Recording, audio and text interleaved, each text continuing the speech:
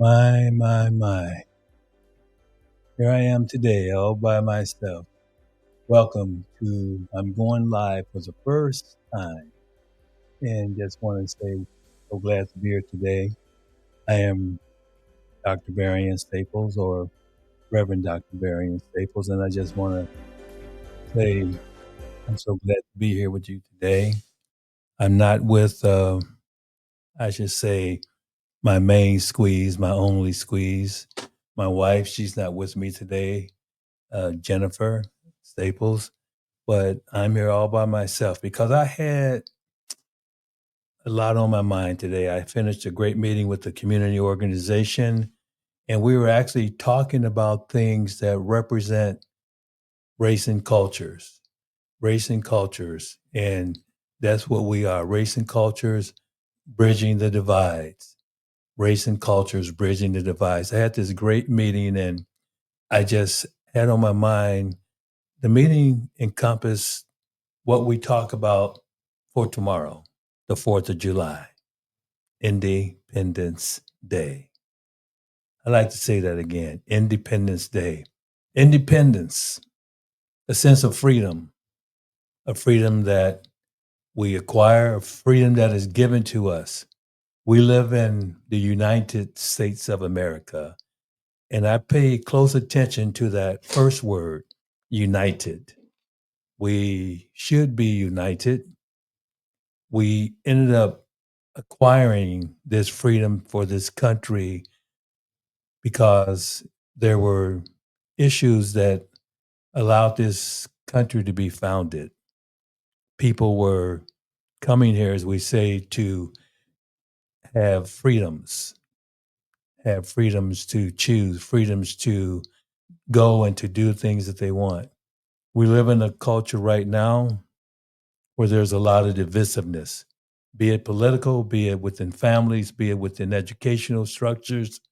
We have divisions going on everywhere.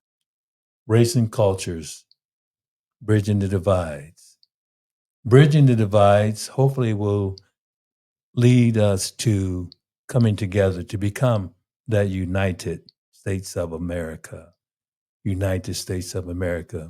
And what we are representing tomorrow is that day, July the 4th, 1776, we had the Declaration of Independence. And I want to just dive into that a little bit and talk about the Declaration of Independence and not to rush through it. My wife always talks about when we are doing ministry to do things precept upon precept. Don't get it twisted.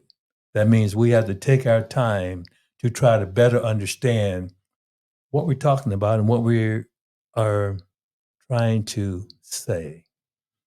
The Declaration of Independence, we declare freedom. We declare freedom. Declaration of Independence.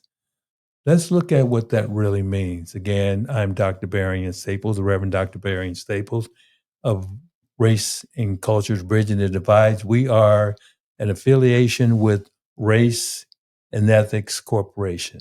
Race and Ethics Corporation. And if you would like to learn more about that, here's a website you can go to. It's the same name, Race and Cultures Bridging the Divides. And you get a little bit more information, Race and Cultures Bridging the Divides.com. But let's look at the 4th of July, a perspective. My perspective to share with you what I feel is significant, what we can do to understand the whole situation of what exactly is meant by the 4th of July. It started back with this document. If I can bring this up and try to share it with you. Okay, I can do that a little better here. Let me go back here real quick. I want to remove this here. This is my first live that I'm doing. Okay, I am alive. That was my little joke for the day. But I want to bring this up. The Declaration of Independence. I'm going to read this to you. While famously stating that all men are created equal, we hold these truths to be self-evident that all men are created equal. You know, the whole process at the beginning of the Declaration. But I'm going to read this. The Declaration of Independence, while famously stating that all men, and I preface that, and women, which means we were once little boys and girls, men and women, are created equal, notably excludes enslaved people from this declaration. And the original draft even included a condemnation of slavery, which is ultimately removed. You see, this contradiction highlights a key tension in the founding of the United States, where the ideals of liberty and equality were not intended to all within its borders. We must be real about this. The Declaration of Independence was not intended for everyone that was here. Can I get an amen? So here's a more detailed explanation. The Declaration's contradiction. See, sometimes we take everything at face value. When we read, all men are created equal. I just want to share with me, I left him a message. A friend of mine, he wrote a book, if I can find it. And I share it with you on the screen. Ted Johnson, he wrote this book years ago, and he's a writer for a well-known paper. When the Stars Begin to Fall. That's very incredible. And he talks about here overcoming racism and renewing the promise of America. The promise is this: we hold these truths to be self evident that all men and women are created equal. So I feel that as I have Race and Ethics Corporation, that this is an era of reclamation. We have to reclaim those words in its fullest sense of what it really means. That if we're saying that all men and women are created equal, let us in America be United States of America. Let us all unite in every state to make that declaration that all men are created equal and women. Let's do that for America. So the Declaration's contradiction.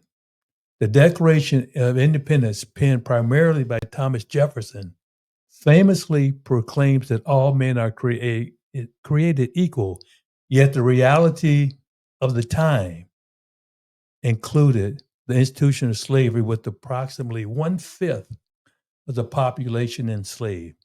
Think about that. One-fifth of the population at that time where people were enslaved in this country at the same time of this penning of the Declaration of Independence. The second bullet point here is the deleted passage. See, Jefferson's initial draft included a strong condemnation of slavery. And we'll talk more about why he was like that, blaming King George III for the slave trade and inciting violence among enslaved people. This passage was ultimately removed during the Continental Congress's revision process. The deleted passage, condemnation of slavery, and King George for the slave trade and inciting violence among enslaved people.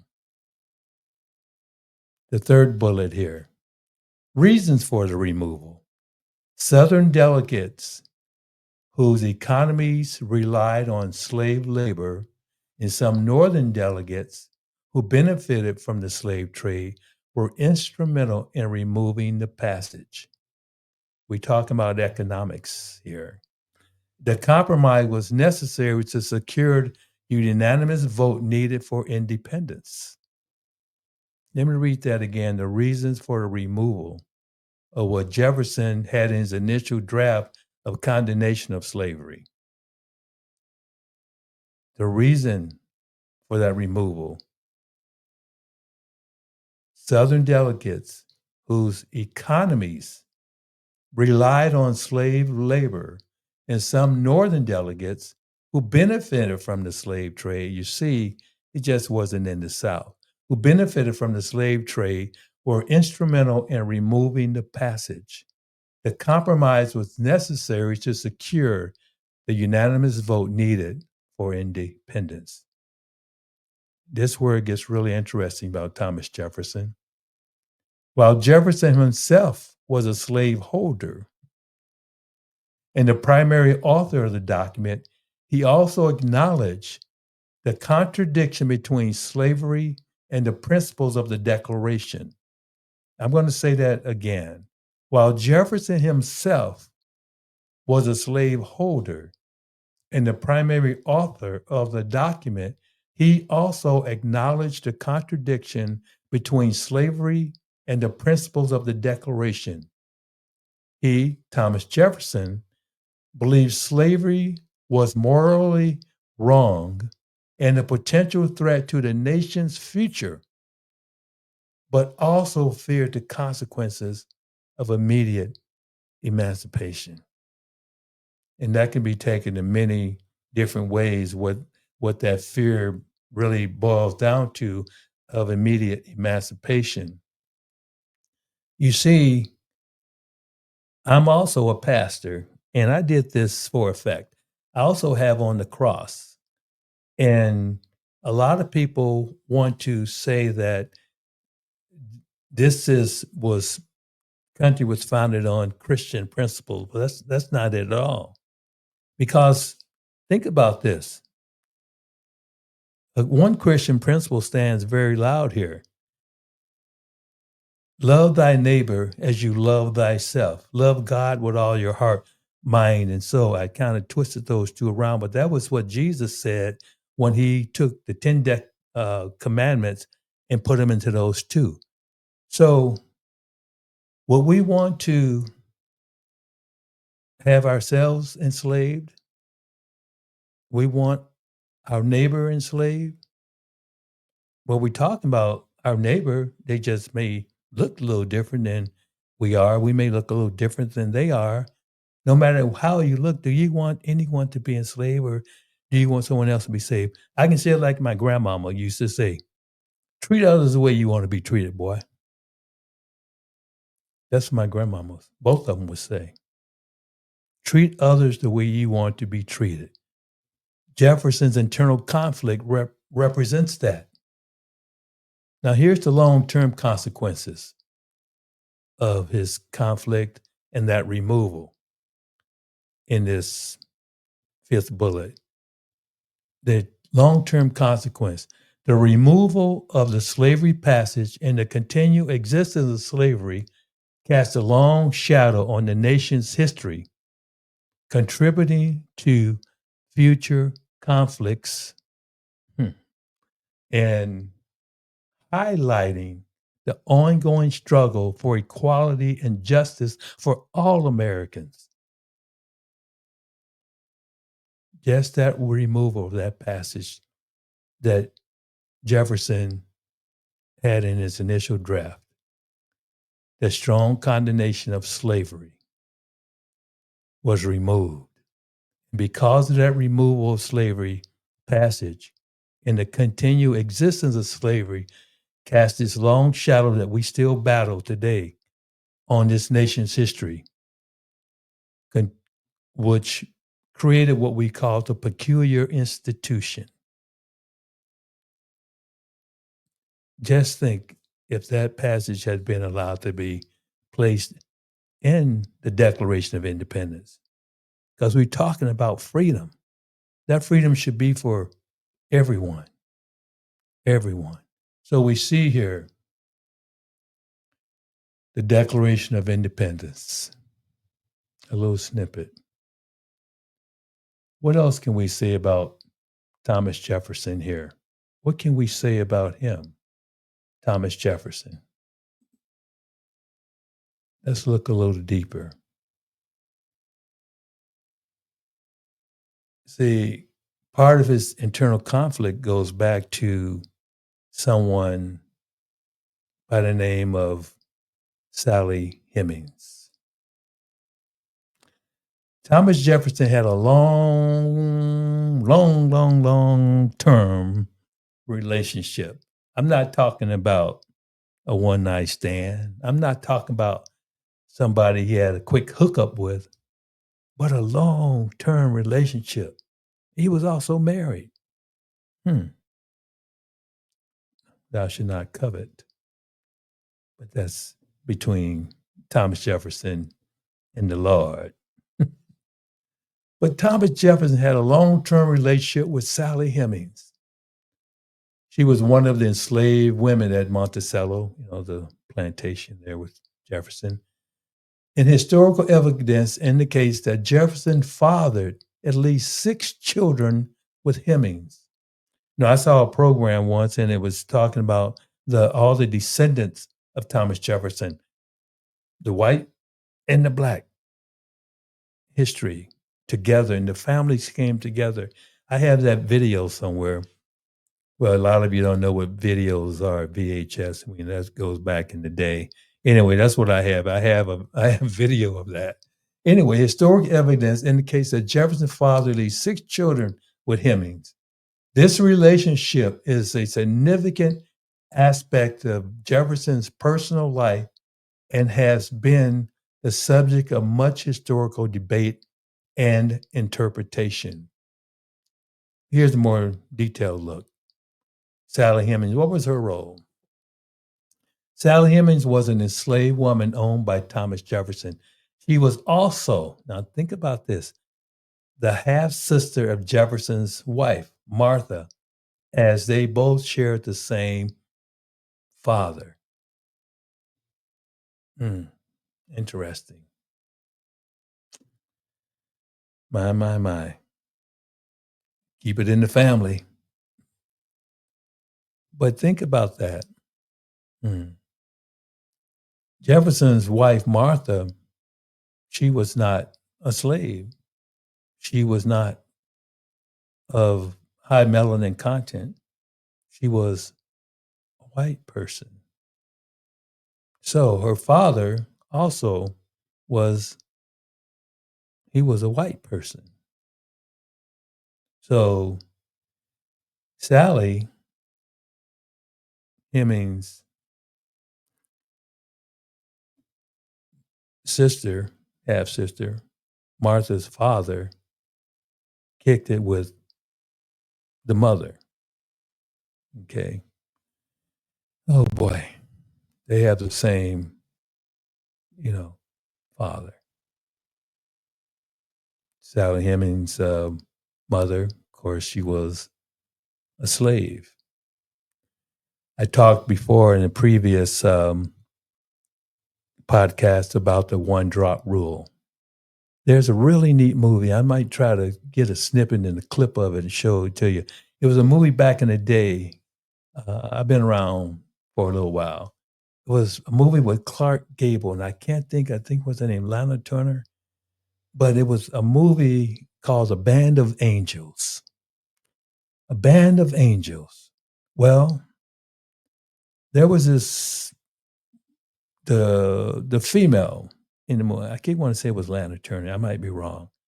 But she lived in the big house up there with Clark Gable, and she was had her nice clothes, and she ate good food, and the slaves were out in the fields, and in the movie she always kind of was friendly with the slaves. And then it came out to be that she could pass. She was light skinned. It's a white, bright, dang. Anyway, moving right along. She looked like a white woman. Lo and behold, someone discovered that her great grandmother, I think it was a great grandmother, it might have been a grandmother or someone, had been an enslaved female. who was her side of the family. Someone found out, lo and behold, in the movie, they came and drug her out of the big house and threw her into the slave quarters. Band of Angels. Good movie. Opens up many ideas. That's kind of what Sally Hemings' role started off to be. So, what was the relationship? All evidence suggests that Jefferson and Hemings began their relationship while in Paris, and it continued for decades. You see, she was allowed to travel with the family and to go. Jefferson went over to France and he did things abroad, and she traveled with him. So the children, Miss Hemings bore at least 6 children, fathered by Jefferson, with 4 surviving to adulthood. And that was Beverly, Harriet, Madison, and Aston. What about freedom? Jefferson, as I think about it and I talk about it, he had a lot of internal conflicts. So Jefferson freed all of Sally Hemings' children in his will, or also even some during his lifetime. Independence. He wrote the document. He understood what that meant, but he was conflicted with this whole concept of slavery. Here's the controversy and historical debate to think about. The relationship between Jefferson and Hemings has been a source of controversy and debate, particularly regarding the power dynamics of the relationship and the ethical implications of Jefferson's actions. Ethical. Like I said, we are a component of Race and Ethics Corporation. Ethics plays a large thing to do with what we do. Ethics plays a lot with the whole Declaration of Independence. All men and women are created equal. All men and women are created equal. I'm going to try to find something here so we can see what um, Sally Hemings might have looked like. If I might be able to pull this up, um, if I can find it. Uh, Let me see. I'll try to see if I can find it. Just give me a minute. Uh, Here we go. I think I just found it. I just wanted you to see if you can see this. Um,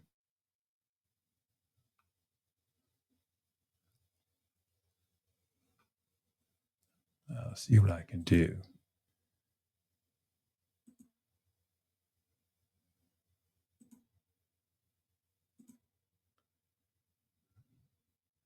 I'll be with you in a minute.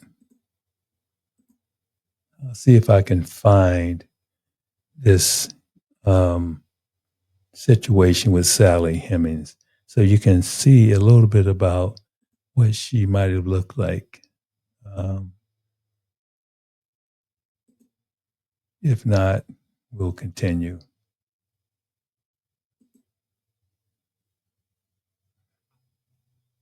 I'll just keep moving along, but I'll try to pull it up before we leave today.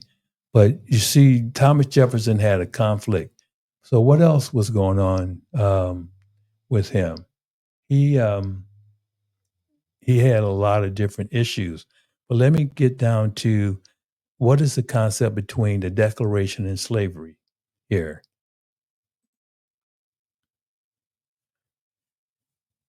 A lot of that rests into his relationship with Sally Hemings.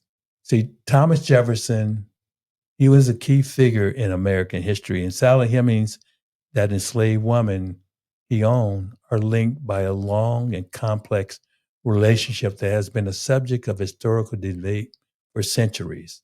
So we think about tomorrow, the 4th of July. Today is July the 3rd. And I just want to say a special thing while I'm here. Happy birthday to my son, Tyler. He's in Minneapolis and an incredible young man. young adult now, but whatever, no, we never parents, we never like to feel like we're getting older, that kind of thing. But I love you, son, and, you have a safe and nice birthday. So, but on July 4th, the day after my son's birthday, here we have Sally Hemings, who was an enslaved woman and owned, hmm, by Thomas Jefferson. But yet he had other feelings for her. Here's some key facts about this relationship we must always keep in mind as we deal with Thomas Jefferson's conflict.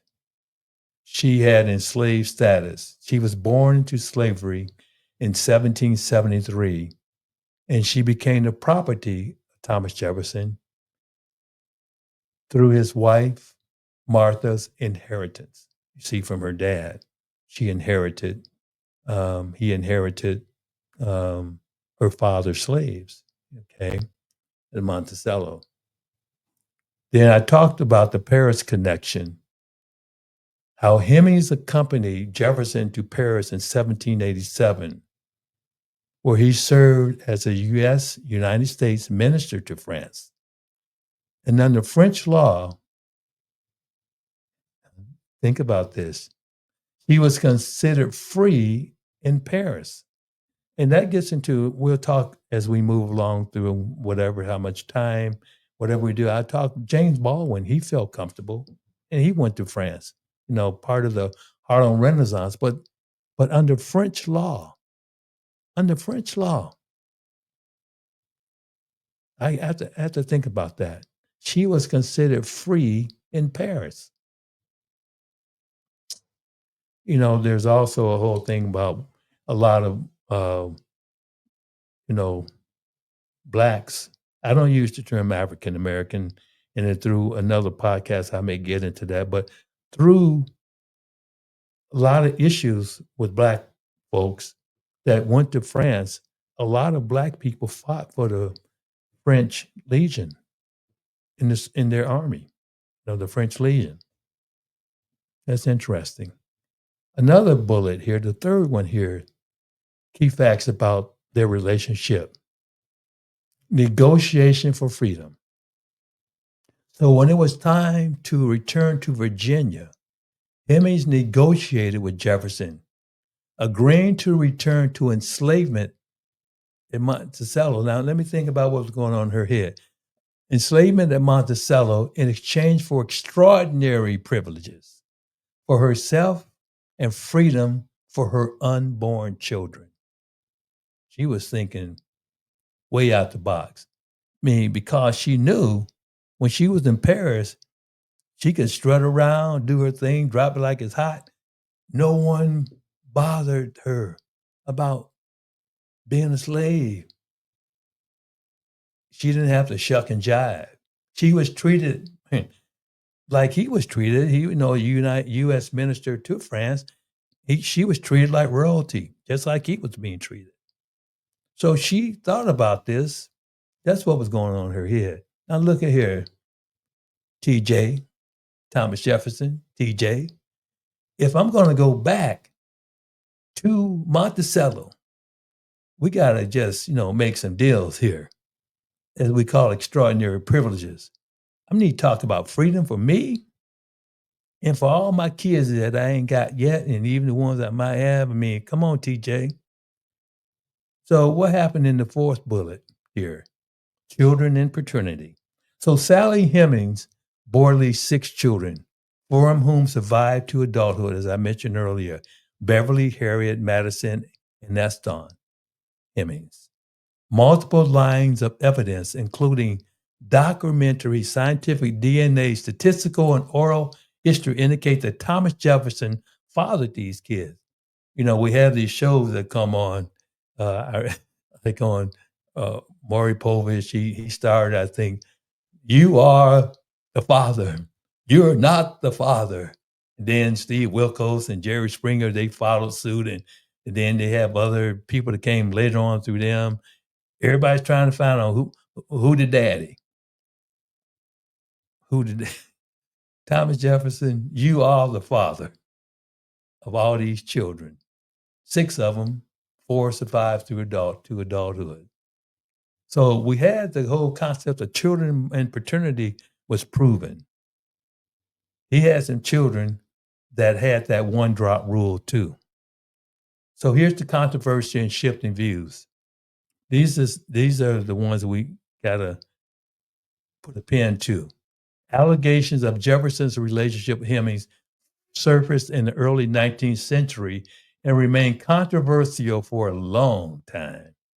So initially, the claims were largely denied, but in 1998, now we moving all the way from 1780 something to 1998, almost look at 200 years. But in 1998, a DNA study provided strong support to the oral history that Jefferson fathered at least one of Sally's Hemming children. Hmm. Either daddy, all of them. I'm gonna tell you right now. Anyway, the Thomas Jefferson Foundation now acknowledges the high probability of Jefferson's paternity for all 6 children. It's amazing. And I keep thinking, why? They're innocent children born from 2 people that were obviously, some people say Jefferson raped her, but I don't know. I think that might have happened with Martha's father and the mother, Sally Hemings' mother. There's a like what happened to a lot of the slave women. They were forced to engage in sexual activity by the massa, cleaning up the master of the house, the overseer. That's what happened. A lot of controversy and shifting views. But in the end, we know that he had 6 children. So here we go. The legacy of freedom. Jefferson fulfilled his promise to Hemings. Like I said, that section that was taken out, that always stayed within Jefferson's heart. He didn't really want to have this slavery part, even though he owned slaves. And from what all accounts, he treated slaves, differently, better. Legacy of freedom. Jefferson fulfilled his promise to Hemings by freeing their children. Beverly and Harriet were allowed to leave Monticello in the 1820s, and Madison and Eston were freed through his will in 1826. This made the Hemings family the only enslaved family unit to be freed by Jefferson. This made the Hemings family the only enslaved family unit to be freed by Jefferson. And I emphasize that, keep something in mind here. Family unit. Family unit. You see, a lot of the individuals that came here that were enslaved, they were they were separated. The family unit didn't exist. So let's look a little more at what this might say. The Declaration of Independence, Jefferson's conflicts. So I just want to share with you today the different actions that took place for the declarations of independence and what happened, what's leading us up to celebrate tomorrow is Thomas Jefferson and what he had going on, so to speak. So let me see if I can find that picture here. See if I can find it.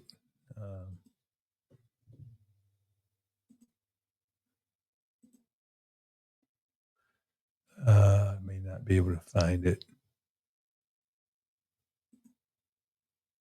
Here it is. I think I got it. Uh,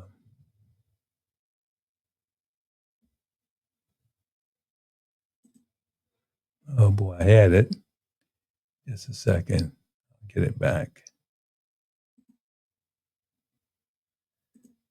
Excuse me. Like I said, this is my. I gotta try to find it.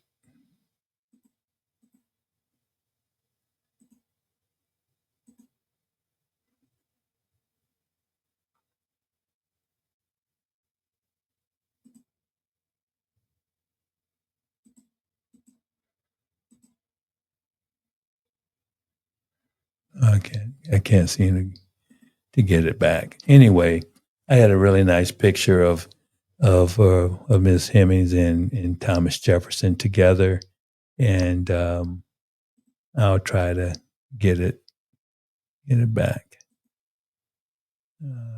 Okay, I'm gonna try one more time because I really like this picture. Uh, I'm sorry, I just can't seem to locate it here. I'll try one more time.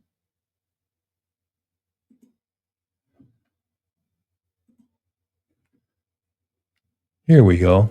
Da da da. I'm sorry. So Alexander Hamilton. A lot of people have seen the play Alexander Hamilton, how he had started a 200-year-old convert, Thomas Hemings. But this is Sally Hemings and Thomas Jefferson. I have other pictures of her too, where she was a little older, but I found this one here that looks better to me. So Thomas Jefferson here, and we have Miss Hemings right here. Both of them good-looking couple, good-looking couple. And she went all over Paris, France with him, and she was treated like royalty. And he did right by her, and he kept his promise of giving freedom, independence. So you see, if we as we think about Independence Day, it kind of speaks for itself. This is a man who is the author of the Declaration of Independence, and in his these are my final um, final comments here. As Thomas Jefferson lived this life and he had these eternal conflicts, he also kind of lived through some things where he was trying to understand what exactly independence was. And it was brought to him through his promise of independence to Miss Hemings, Sally Hemings, regarding her and her children. Independence, freedom. I promise you, Sally, that I would allow independence to take place for you and our children. Not, I almost said, and your children. But see, Thomas Jefferson, you are the father. And he did it. He practiced independence as he wrote about independence. So my ask to all of us, can we provide a sense of freedom, a sense of unity to all people in this country as we celebrate tomorrow? Can we unify and feel that we should be free with one another to love, to share, to care, to nurture? Can we have that sense of independence that crosses all barriers and gets rid of division? We all have the freedom to do that. The Bible uses a term, there's a term that's used biblically about we all have free will. Let's use our free will to do something positive, positive toward other people, positive toward ourselves. Tomorrow's Independence Day. Let's look at it as a way of coming together. You'll have fireworks. Our dogs go nuts with those things.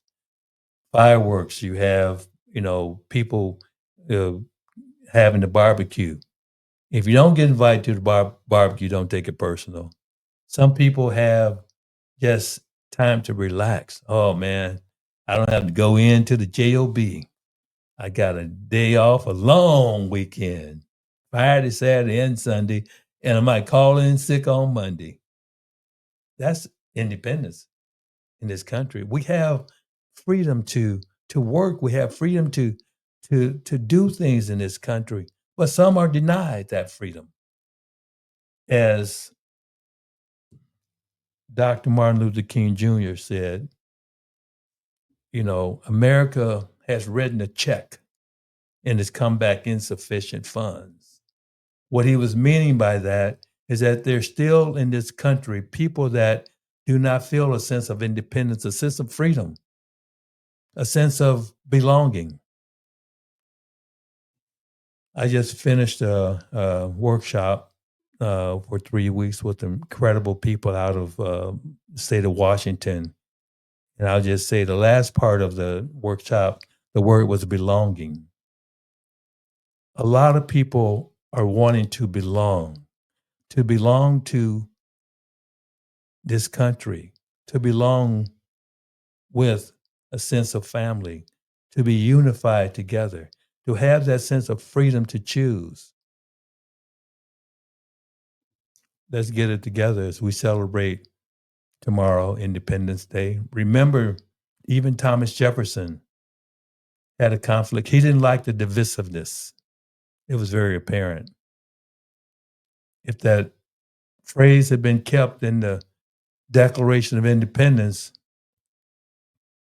it would have carried over well with the Constitution. In order to form a more perfect union, we establish justice, so on and so forth, provide for the tranquility.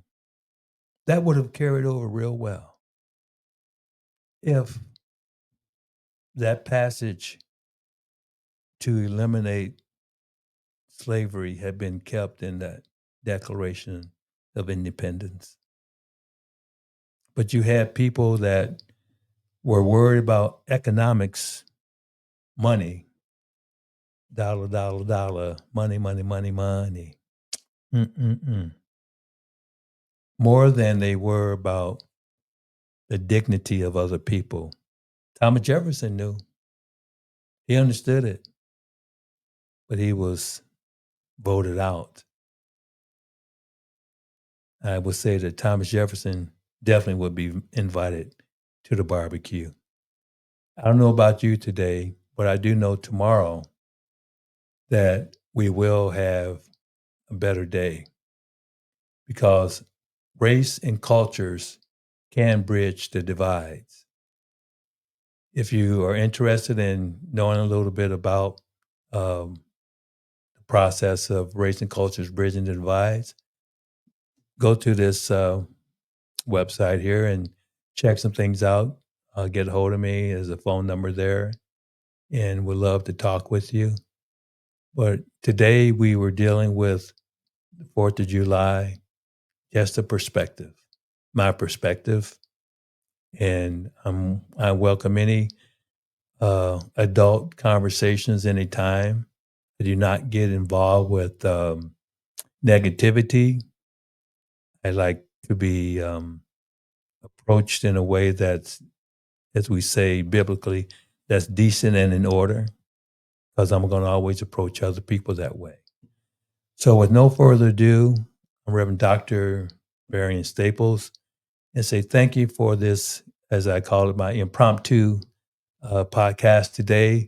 We will have another one coming up in a day or two with my wife and maybe some guest or a guest.